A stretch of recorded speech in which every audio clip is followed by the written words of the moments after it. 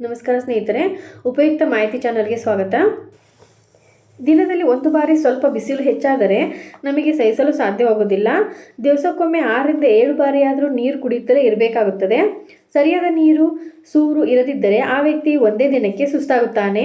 ನಾವೇನೋ ಬಿಸಿಲು ಎಂದು ದೊಡ್ಡದಾಗಿ ಮನೆ ಕಟ್ಟಿಕೊಂಡು ಅದರೊಳಗೆ ನೆಲೆಸುತ್ತೇವೆ. ಕುಡಿಯುವ ನೀರಿಗಾಗಿ ಬಾವಿ ಬೋರ್ವೆಲ್ಗಳನ್ನೋ ಮಾಡಿಕೊಳ್ಳುತ್ತೇವೆ. ಆದರೆ ನಾವಿರುವ ಪ್ರದೇಶಗಳಲ್ಲಿ ಬಿಸಿಲು ಮರುಭೂಮಿಗೆ ಹೋಲಿಸಿದರೆ ಬಹಳಷ್ಟು ಕಡಿಮೆ. ನೀರು ಅಧಿಕವಾಗಿಯೇ ಇದೆ. ಬೇಕೇ ಬೇಕು ಎಂದಾಗ ಲಭಿಸುವಂತೆ ಕೈಗೆಟುಕುವಂತೆ ನಮಗೆ ಅಗತ್ಯ ವಸ್ತುಗಳು ಲಭಿಸುತ್ತವೆ. ಆದರೆ ಮರುಭೂಮಿಯಲ್ಲಿರುವ ವ್ಯಕ್ತಿಯೋ, ಅಲ್ಲಿ ಜೀವಿಸುವ ಜೀವಿಗಳಿಗೋ, ಮರುಭೂಮಿಯಲ್ಲಿ ಸಂಚರಿಸುವ ವ್ಯಕ್ತಿ ಒಂಟೆ ಮೇಲೆ ಸವಾರಿ ಮಾಡಿದರೂ, ತನ್ನ ಕಾಲಲ್ಲೇ ನಡೆದಾಡಿದರೂ ತನಗೆ ಬೇಕಾದ ಅಗತ್ಯ ವಸ್ತುಗಳನ್ನು ದಾರಿ ಖರ್ಚಿಗೆಂದು ತನ್ನೊಡನೆ ಇಟ್ಟುಕೊಳ್ಳುತ್ತಾನೆ.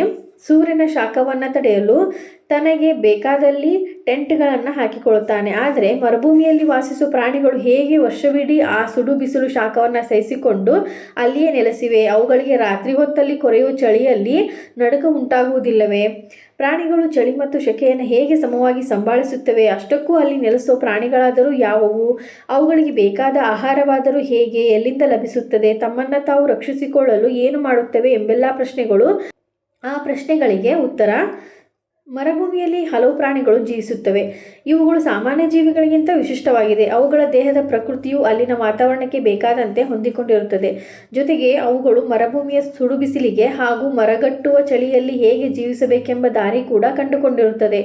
ಮರುಭೂಮಿಯಲ್ಲಿ ಒಂಟೆ, ಚೇಳು, ಜೇಡ, ಹಾವು, ಮಿರ್ಕಟ್, ಮರುಭೂಮಿ ಮುಳ್ಳುಹಂದಿ, ಜೆರ್ಬೋವಾ, ಅರೇಬಿಯನ್ ಓರಿಕ್ಸ್, ಮರುಭೂಮಿ ಆಮೆ, ಮರುಭೂಮಿ ಬೆಕ್ಕು, ಗಿಲ್ ಮೋನ್ಸ್ಟರ್, ಸ್ಟ್ಯಾಂಡ್ಫಿಶ್, ಪೆನೆಕ್ವಾಕ್ಸ್, ರೋಡ್ ರನ್ನರ್ ಹೀಗೆ ಹಲವಾರು ಪ್ರಾಣಿಗಳು ವಾಸಿಸುತ್ತವೆ.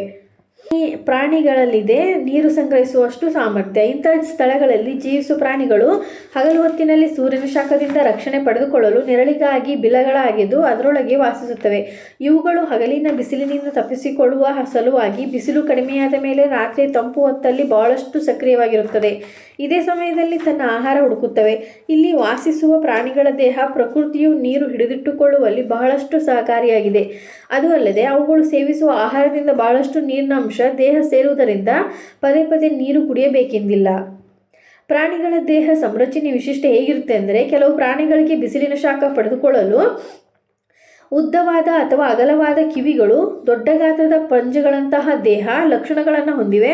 ಜೊತೆಗೆ ಅವುಗಳ ದೇಹದಲ್ಲಿನ ದಪ್ಪ ರೋಮಗಳು ಅವುಗಳನ್ನು ಅತಿಯಾದ ಬಿಸಿಲು ಮತ್ತು ಚಳಿಯಿಂದ ರಕ್ಷಿಸಿಕೊಳ್ಳಲು ಸಹಕಾರಿಯಾಗಿದೆ. ಸಾಧಾರಣ ಪರಿಸರದಲ್ಲಿ ವಾಸಿಸುವುದಕ್ಕೂ ಮರುಭೂಮಿಯಲ್ಲಿ ವಾಸಿಸುವುದಕ್ಕೂ ಅಜಗಜಾಂತರ ವ್ಯತ್ಯಾಸವಿದೆ. ಅದು ಪ್ರಾಣಿಗಳಿಗೆ ಆಗಲಿ ಮನುಷ್ಯರಿಗೆ ಆಗಲಿ ಆಯಾ ಪ್ರದೇಶಗಳಿಗೆ ಹೊಂದುವಂತೆ ಜೀವಿಸಲು ಸಹಕಾರಿಯಾಗುವಂತೆ ಪ್ರಾಣಿಗಳ ದೇಹವು ನಿರ್ಮಿತವಾಗಿದೆ. ಒಂದು ಕಡೆ ನೀರು ನೆರಳಿಲ್ಲದೆ ಬದುಕಲೇ ಅಸಾಧ್ಯ ಎನ್ನುವಂತಹ ಜೀವಿಗಳಿದ್ದರೆ, ಇನ್ನೊಂದೆಡೆ ಸರಿಯಾಗಿ ನೀರು ನೆರಳಿನ ಅಗತ್ಯವಿಲ್ಲದೆ ಬದುಕುವ ಪ್ರಾಣಿಗಳು ಜಗತ್ತಿನಲ್ಲಿರುವುದೇ ವಿಶೇಷ. ಇದೇ ರೀತಿ ಮಾಹಿತಿಗಾಗಿ ನಮ್ಮ ಚಾನಲನ್ನು ಸಬ್ಸ್ಕ್ರೈಬ್ ಆಗಿ ಮತ್ತು ಶೇರ್ ಮಾಡಿ. ಧನ್ಯವಾದಗಳು.